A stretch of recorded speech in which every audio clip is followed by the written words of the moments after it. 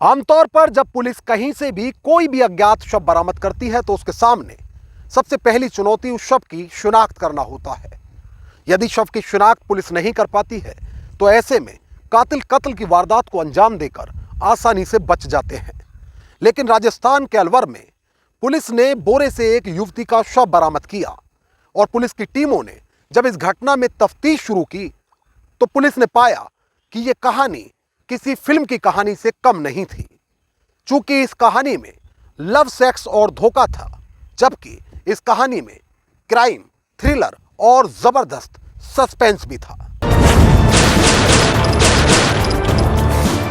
नमस्कार, आदाब दोस्तों, मैं आपका साजिद सैफी हूं और आप बेबाक रिपोर्टर की खास पेशकश बेपर्दा देख रहे हैं।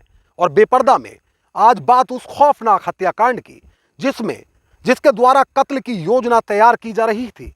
कत्ल उसका खुद का हुआ और जब पुलिस ने इसकी तफ्तीश शुरू की तो इस कहानी को सुनकर हर कोई हैरान रह गया।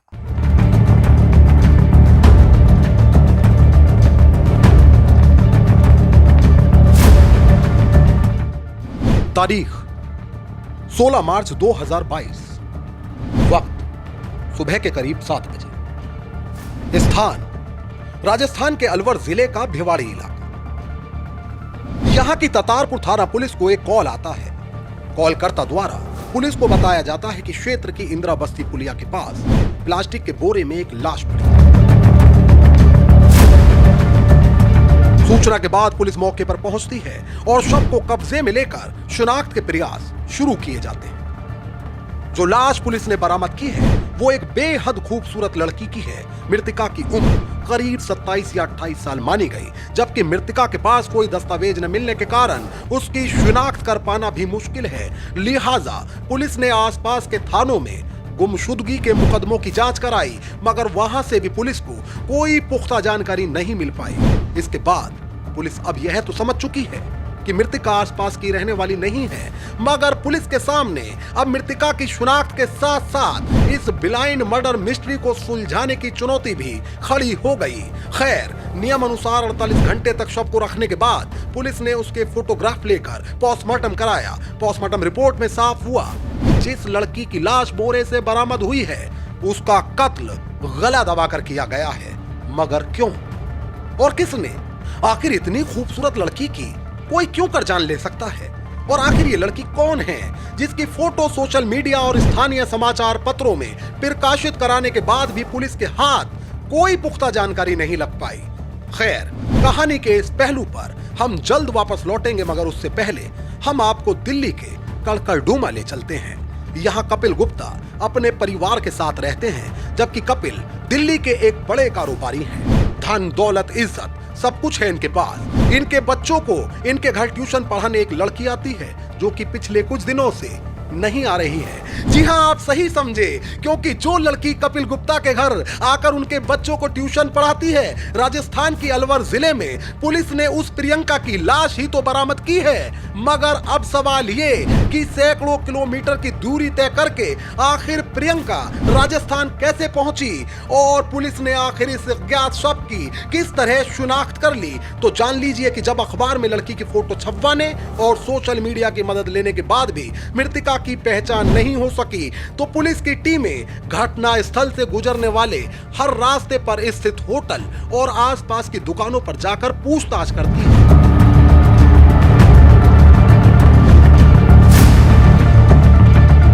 इस दौरान एक होटल मालिक द्वारा पुलिस को बताया जाता है कि घटना वाली रात एक दिल्ली नंबर कार यहां चक्कर लगाती देखी गई थी। बस यहीं से पुलिस का काम आसान हो गया और उसने बिना देरी किए तत्काल दिल्ली पुलिस से संपर्क किया। वहीं राजस्थान पुलिस के अधिकारियों ने पुलिस की अलग अलग टीमों को दिल्ली के लिए भी तत्काल रवाना कर दिया। दिल्ली के गांधीनगर में 14 मार्च यानी घटना से 2 दिन पहले ही प्रियंका की गुमशुदगी दर्ज थी। इस तरह पुलिस उसके घर तक जा पहुंची। वहीं पुलिस की दूसरी टीम दिल्ली से अलवर हाईवे पर पड़ने वाले सभी टोल्स के सीसीटीवी खंगालने में जुटी थी और वहां भी पुलिस कार का नंबर पता लगाने में सफल साबित हुई। कार ट्रेस की गई तो पता चला कि वह गाड़ी किसी सुनैना के नाम पर रजिस्टर्ड है और पुलिस ने जब प्रियंका के परिजनों के सामने यह नाम रखा तो उनके पांव तले से जमीन खिसक गई, क्योंकि सुनैना कोई और नहीं बल्कि उस कपिल गुप्ता की पत्नी है जिसके घर प्रियंका उसके बच्चों को ट्यूशन पढ़ाने जाती थी।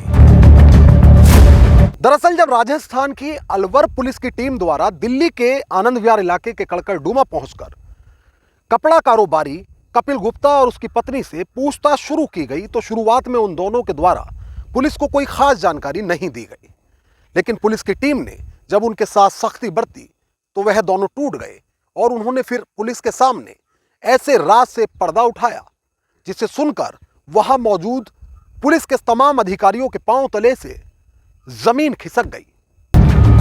पूछताछ में पता चला कि प्रियंका 9 सालों से कपिल गुप्ता के बच्चों को ट्यूशन पढ़ा रही थी, जबकि शुरुआत के 2 साल के भीतर ही प्रियंका और कपिल गुप्ता में गहरी दोस्ती हो गई। इतना ही नहीं, इसके बाद दोनों में करीबी रिश्ते बन गए। यह सिलसिला सालों तक मुसलसल चलता रहा। कई मीडिया रिपोर्ट्स में दावा किया गया कि कपिल गुप्ता ने पुलिस पूछताछ में बताया कि कई सालों में उसने प्रियंका पर करीब 40 लाख रुपए खर्च किए, मगर इसके बाद भी प्रियंका बस हर हाल में कपिल से शादी करना चाहती थी, जबकि कपिल की पत्नी सुनैना की खूबसूरती को देखकर प्रियंका भी खुद को उससे ज्यादा सुंदर दिखाना चाहती थी, ताकि कपिल भी उसके प्यार और खूबसूरती का इतना दीवाना हो जाए कि वह पत्नी को हर हाल में छोड़कर उसी के पास चला आए। दावा किया जाता है कि अब धीरे धीरे कारोबारी कपिल गुप्ता से शादी करना प्रियंका अपनी प्रतिष्ठा का विषय बना चुकी थी, जबकि प्रियंका खुद को सुंदर और फिट बनाने के लिए दवाइयां खाने लगी। पुलिस पूछताछ में कपिल ने बताया कि प्रियंका हर महीने 20,000 रुपये अपनी सुंदरता पर खर्च करती थी। रिपोर्ट्स के मुताबिक एक दिन प्रियंका ने यहां तक कह दिया कि अब कपिल को अपनी पत्नी की हत्या कर उसे रास्ते से हटाना होगा। जब तक वो नहीं मरेगी तब तक वो शादी नहीं कर पाएगी। कपिल के ऐसा करने से मना करने पर वह उसे ब्लैकमेल करने लगी और 50 लाख रुपए की मांग करने लगी। वहीं जब कपिल की पत्नी और उसके 2 नौकरों को इसकी जानकारी हुई तो इन सब ने मिलकर प्रियंका की मौत की खूनी इबारत लिख डाली। प्लान के तहत 14 मार्च 2022 को खुद कपिल ने प्रियंका को घर से पैसे निकालने के बहाने बुलाया। इस बीच कपिल ने अपने दोनों नौकरों राजकिशोर यादव और सचिन देवल को खूब शराब पिलाई ताकि वह आसानी से प्रियंका की हत्या कर सके। इसके बाद वे प्रियंका के पास पहुंचे। घटना वाले दिन यानी 14 मार्च को प्रियंका भी अपने घर से पैसे निकालने की बात कहकर निकल आई और कपिल की कार में बैठ गई। कपिल के दोनों नौकर भी वहीं मौजूद थे। इसके बाद ये घूमने के बहाने निकले और कार में बैठने के बाद राजस्थान की तरफ जाते हुए सुनसान जगह पर पिछली सीट पर बैठे कपिल के दोनों नौकरों ने प्रियंका का गला घोंटकर उसका कत्ल कर डाला। फिल वक्त पुलिस ने इस केस में मुख्य आरोपी कपिल गुप्ता, उसकी पत्नी सुनैना और दोनों नौकर राजकिशोर और सचिन को गिरफ्तार कर इन सब के चेहरे बेपर्दा कर दिए। जबकि ये वारदात सबक है हम लोगों के लिए, क्योंकि क्राइम चाहे जितने शातिराना अंदाज में क्यों ना किए जाए, कानून के हाथ एक ना एक दिन कातिल तक पहुंच ही जाते हैं। मोहित भाटी के साथ न्यूज डेस्क, बेबाक रिपोर्टर। तो दोस्तों फिलहाल मुझे दीजिए इजाजत, लेकिन आप अगर बेबाक रिपोर्टर पर बेपर्दा के और भी एपिसोड देखना चाहते हैं तो हमारे चैनल को तुरंत सब्सक्राइब कर लीजिए, बेल आइकॉन दबा दीजिए।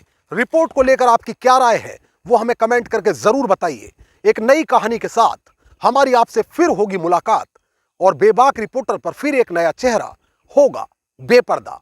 तब तक के लिए आदाब, नमस्कार, जय हिंद।